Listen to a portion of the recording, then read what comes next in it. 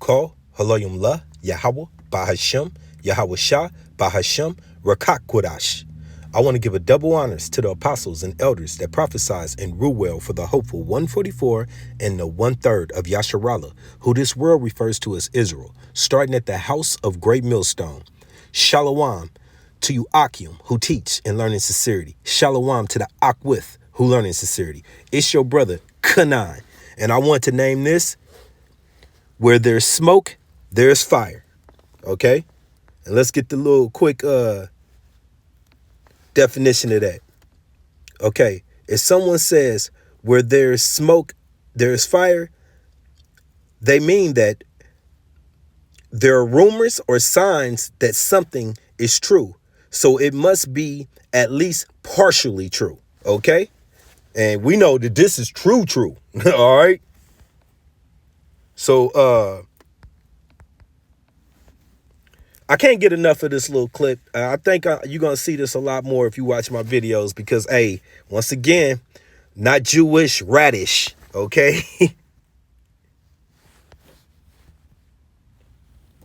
This is the book of Matthew 24, starting at verse 6. And ye shall hear of war and rumors of war. That's why I named it that. There's smoke. There's smoke, so there's got to be fire, okay? See that ye be not troubled, for all these things must come to pass, but the end is not yet. For nation shall rise against nation, and kingdom against kingdom, and there shall be famine and pestilence and earthquakes in diverse places. All of these are just the beginning of sorrows, okay? All of these are the beginning of Jacob's trouble knocking on the door, okay? Once again, we know the MOTB is here, but it has not been made mandatory yet, okay? So we're not going to see them big ICBMs be pulled out until that happens, okay? But you're going to, hey, there's fire, there's war taking place as we speak. As we speak, missiles are being swung back and forth. And, you know, this landmass is soon to be touched over here in the Virgin Babylon, United States, okay? United Snakes, or may I say. All right.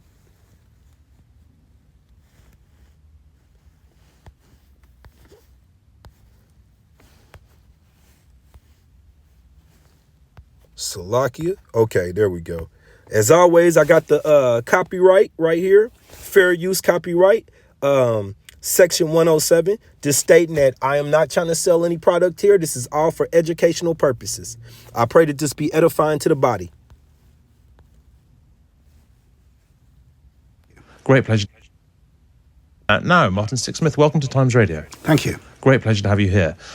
Let's sort of jump to now. How is the West doing now in its efforts to stand up to Putin? It's not doing great. I mean, clearly it started off militarily quite well, but the West has made one of the biggest mistakes that any combatant can make in a war, in that it's not tried to understand what the other side is thinking and saying. The Duke of Wellington very famously said that the whole art of war consists in guessing what's on the other side of the hill. And we haven't done that. We haven't looked at what Putin might be thinking, what's motivating him, what his aims are. We've simply written him off as a madman. We've said, look, there's no rationality, there's no logic to anything he's doing. And we've done ourselves a disservice by adopting that approach, because it's ruled out any sort of sense of understanding, any possible sense of negotiation, I think. So if we were to do that, if we were to spend more time focusing on what he wants, what he thinks, what he fears, and so on, what would we know that we don't know? What would we be finding out? Well, we do know it already. I mean, we've known for a long time that Russia is very fearful of being vulnerable to aggression from the West, and you only have to think of, Napoleon and Hitler to understand that. And up until 1989, it had that sort of comfort blanket of the Warsaw Pact countries, which it dominated in Eastern Europe, but that disappeared. 1989, and then the collapse of the Soviet Union in 1991. I was the BBC correspondent. I covered all those summits. I was in Malta for the superpower summit between George Bush Sr. and Mikhail Gorbachev. In December 1989, the Berlin Wall had just come down. Bush wanted Gorbachev to agree that he wouldn't impede the peaceful reunification of Germany. And Gorbachev said yes, but in return, Russia, we want an undertaking that the West won't move into the vacuum which is being created in Eastern Europe. And I was in Moscow 2 months later when the US Secretary of State, James Baker, came and said twice, not 1 inch eastward. Not 1 inch eastward. And what's happened in the 30 years since then, NATO seems to have forgotten about those pledges, and it has. It's moved its forces into all those former Soviet satellite states. So NATO forces are now right up against the border of Russia. And when NATO started talking about admitting Ukraine as a member, Putin called all his generals together and he said, if that happens, there'll be missiles stationed that can reach Moscow in 10 minutes. And, you and I all remember 20 years ago in 2003, Washington and London said the prospect of Saddam Hussein's illusory missiles reaching Cyprus in 45 minutes was a reason to invade Iraq. So, the parallel's not perfect, but it's there. But even so, even allowing for all of that, one could say, well, look, both, Hitler and Napoleon Napoleon particularly was a while ago. Even Hitler was a while ago. When NATO moved into all these countries, it did so at their invitation because they were free and democratic countries who themselves feared Russia. And there has never really been much suggestion that the West had designs on Russia's own territory, or in designs on any territory, but certainly that there was a fear of actual sort of invasion of Russia, deprivation of Russia, of Russian territory. It's merely a battle over influence. That's how I see it. Is that how Putin sees it, or does he think his territorial integrity could itself be threatened? Yeah, you know that and I know that. Yeah. You and I both know that NATO is not an aggressive alliance. It's an alliance of mutual defence. But Putin doesn't believe that. Right. And Funny, I don't believe that NATO is a defense either. NATO is 70 years of robbing, murder, and rape. Okay, and it's documented. Okay, so yeah, you can miss us with the NATO good guy talk. Fuck that shit. Okay, all right. Back to these scriptures. This is the book of Joel, chapter 3. Verse 1, for behold, in those days and in the time when I shall bring again the captivity of Judah and Jerusalem, the northern and southern tribe, back together again for the world to fear. Okay, right here starting, majority of us are right here in spiritual Babylon, spiritual Egypt, bondage. Okay. I will also gather all nations and will bring them down into the valley of Jehoshaphat, which we know is Armageddon. Okay. And where is that? In Asia, mainly Western Asia. Okay. That area where our land sits right there, Israel. And once again, you got the USSR at Russia at the top. That whole area is going down right now, what they refer to as the Middle East. But, due to great teachers like Elder Malcolm, we know it's Western Asia. It's one continent. OK, and will plead, not beg, plead. OK, war talk, and will plead with them there for my people, who you so-called African Americans, Native Americans, Hispanics. OK, Yasharallah, he Prince of Power, and for my heritage, Yasharallah. Okay, whom they have scattered amongst the nations and parted my land. Okay, vocab, once again, whom they have scattered amongst the nations. That's why we have speckled birds. Okay, that's why we have people from every shade, and we're not the black Hebrew Israelites. There is no black people to begin with. Okay, and parted my land. All right, and we'll get that because they're there to this day. Once again, with help from the devil. So 70 years, you're going to hear that on the next clip. OK, Hebrew hopscotching down to verse 9. Proclaim ye this amongst the Gentiles. Prepare war. Wake up the mighty man. Let all the men of war draw near. Let them come up. Beat your plowshares into swords. OK, and that goes into that plowshares and the swords. Go take your funds from agriculture and how you normally survive, and focus on your military complex, because it's time for war. See, Babylon, we stay in that war ready. That's all we know. So we keep that mind state. Okay, we're actually we don't do a lot of processing of anything over here. You know, we bring in things through trade. We're commerce. Okay, I'll pray I'm saying that right. And your prune hooks into spears. Once again, that's everything that goes into your agriculture or whatever, and your day-to-day use. Take those funds and focus on your military complex. Okay. Let the weak say I am strong. And we're seeing this from nation to nation. Those little countries over in Africa are bucking up, standing up. And you know why? Because they have help. Okay. Assemble yourselves and come, all ye heathen, and gather yourselves together around about. There cause thy mighty ones to come down, O Yahweh Bahashem Yahushai. Okay? Let the heathen be weakened and come up to the valley of Jehoshaphat. For there will I set to judge all heathens around about, all of them. Okay? Put ye in the sickle, for the harvest is ripe.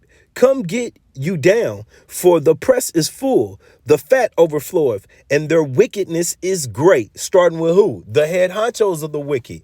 Edom, okay? And Edom's not just over here in spiritual Babylon. Edom is worldwide presence, okay? Just like Yasharallah is. Edom is worldwide presence. That's why it says the Egyptian will be put against the Egyptian. Spiritual, that is.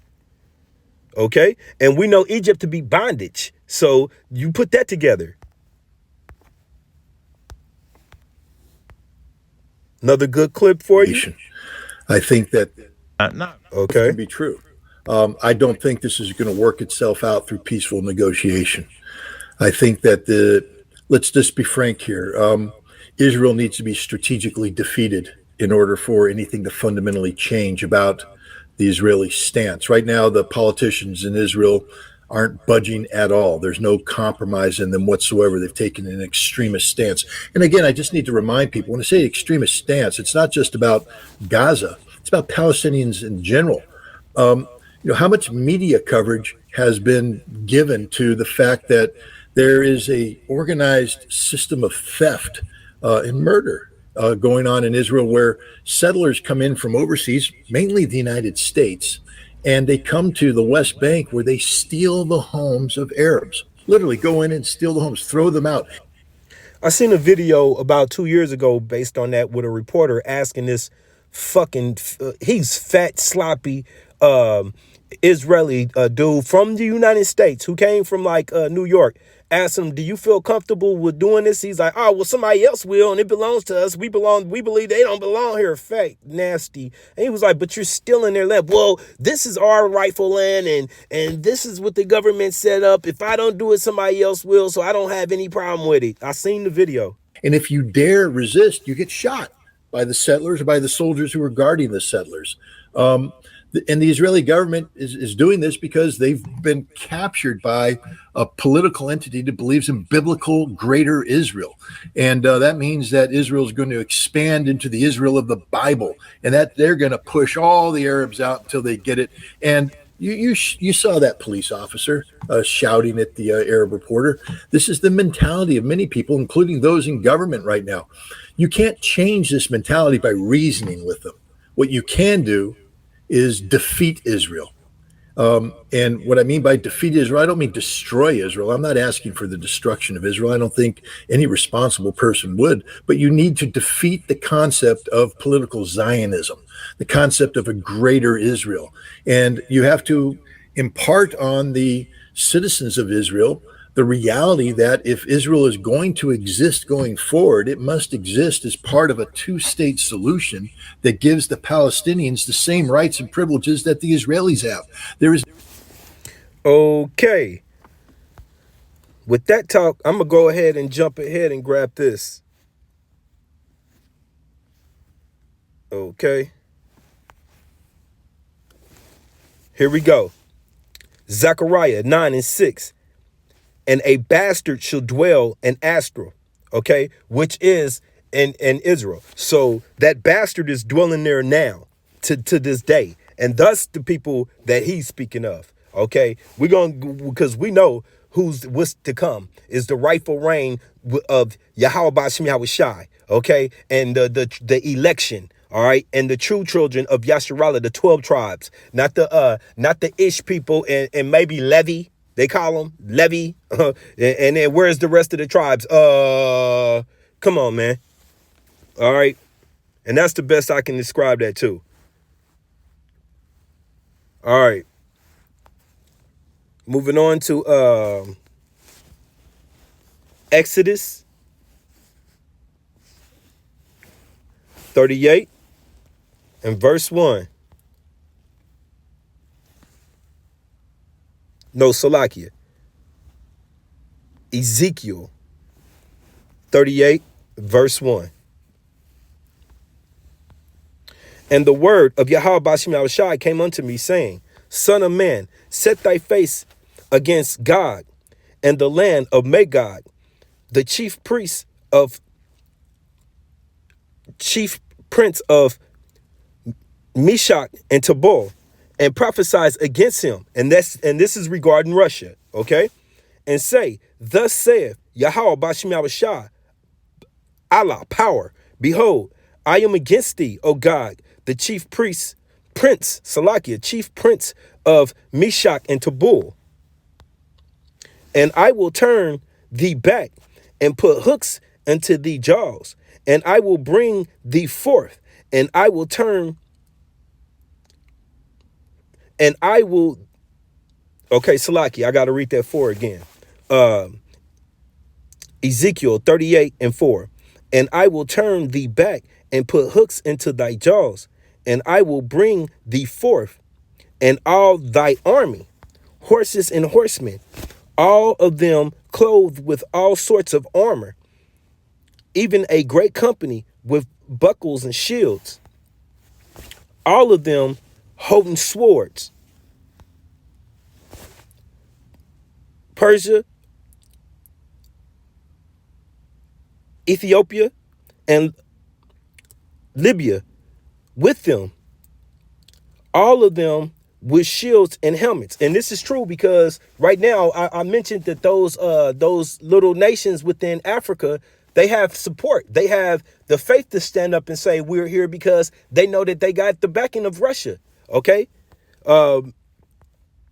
with the economically with the BRICS, and then they got their own union just like NATO. Okay, and it's even getting stronger by the day. They're getting more allies while NATO is unraveling, imploding from inside. They're coming together. Okay, Gorma and all his bands, the house of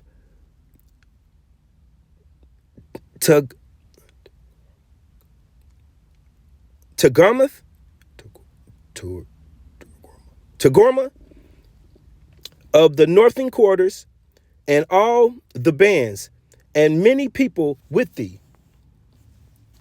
Be thou prepared, and prepare for thyself, thou and all thy company that are assembled unto thee, and be thou a guard unto them. And that's playing out in real time. The scriptures is telling you right now what we're living in, the day we're living in. Putin is the guard to all of these nations. He's saying that I got your back. We're going to do this together. We're going to wipe off the Western, wipe them off the map, okay? Including Israel, who's in the midst of all his enemies. You got nothing but enemies surrounding Israel, and they still want to be this bully, okay?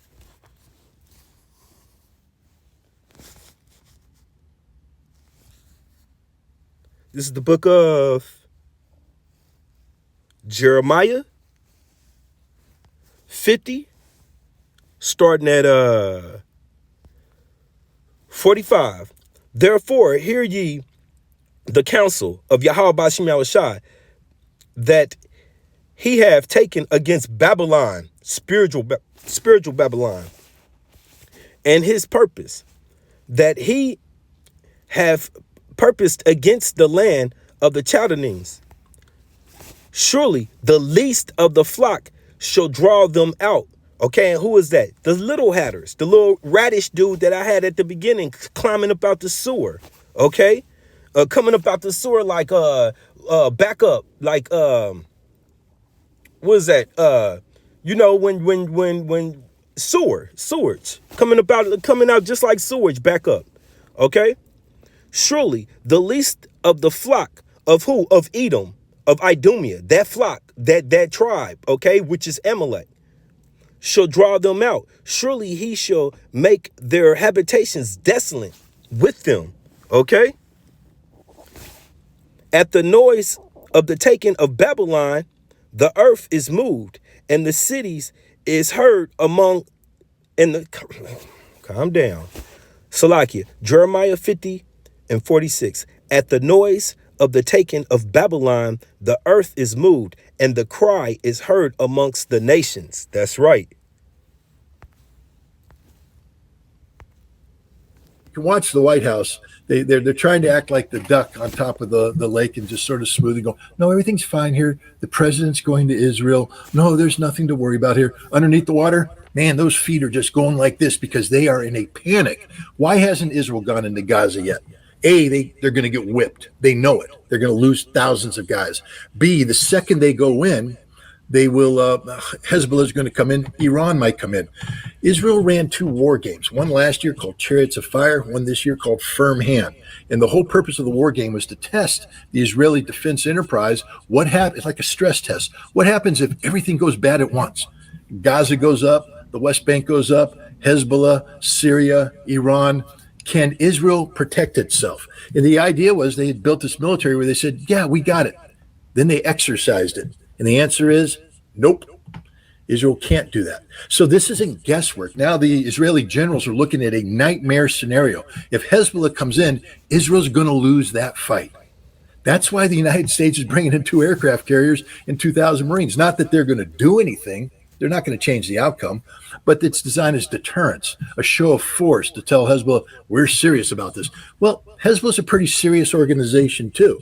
And they've built a military right now that is capable of defeating the Israelis in a conventional stand-up conflict. And Israel will lose northern Israel. They will lose it. Hezbollah will occupy northern Israel down to the Sea of Galilee. The Golan Heights will fall. This is the reality Israel's facing.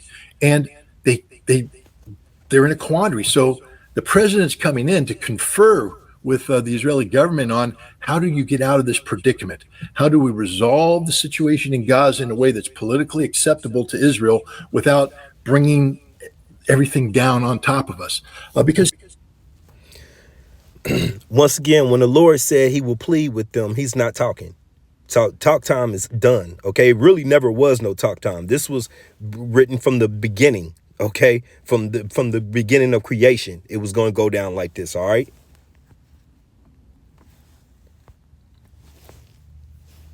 So once again, what did it say right here in 34?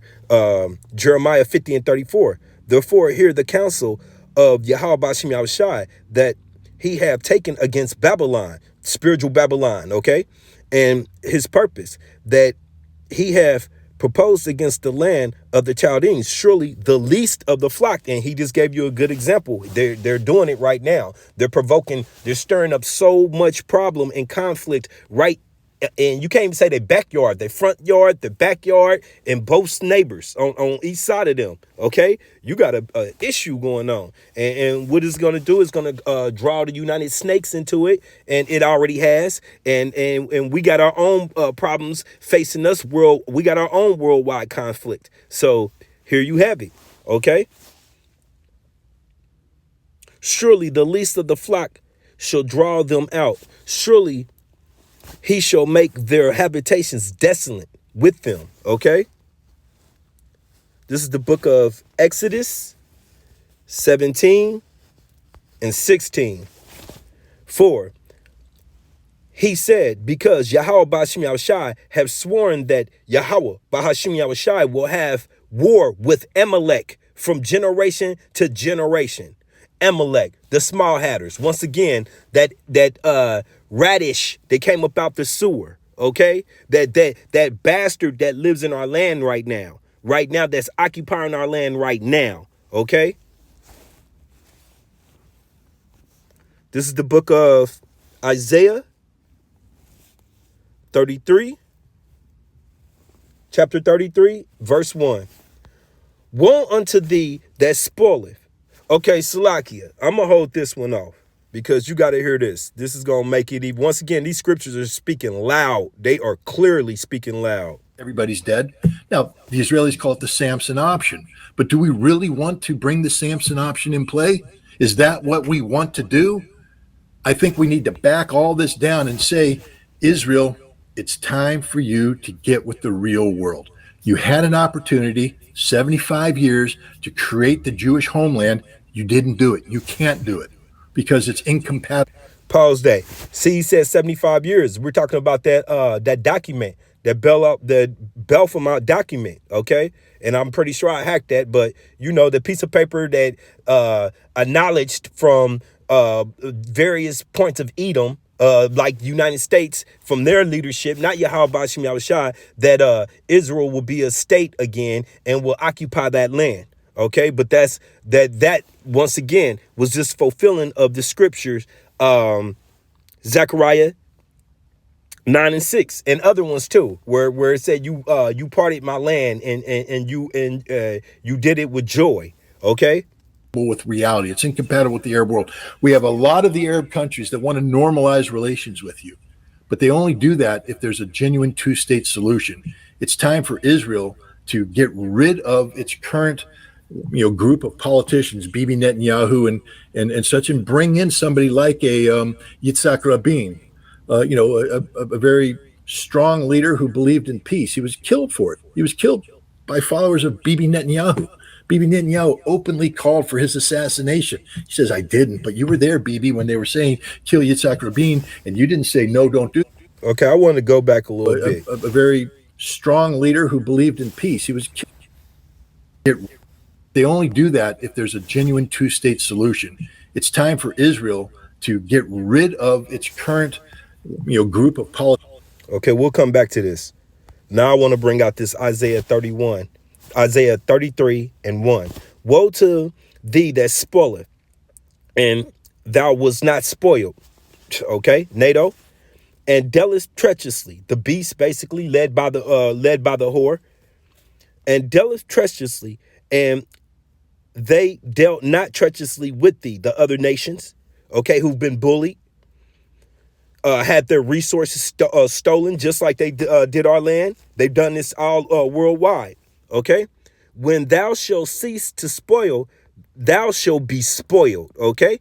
And when thou shalt make an end of dealing treacherously, they shall deal treacherously with thee. And that's the position United States and Israel in. Israel's just more got their chest poofed out for whatever reason, and United States, led by Sleepy Joe, we're more in a cowardly tuck the tail mode right now because we know the leaders know there's nothing we can do. We have not an answer for every nation ready to come at us at once. Okay, this ain't gonna be no stand in line and I'll fight all y'all one-on-one. No, you getting jumped. Okay. You getting jumped, for real. Netanyahu and such, and bring in somebody like a Yitzhak Rabin, a very strong leader who believed in peace. He was killed for it. He was killed by followers of Bibi Netanyahu.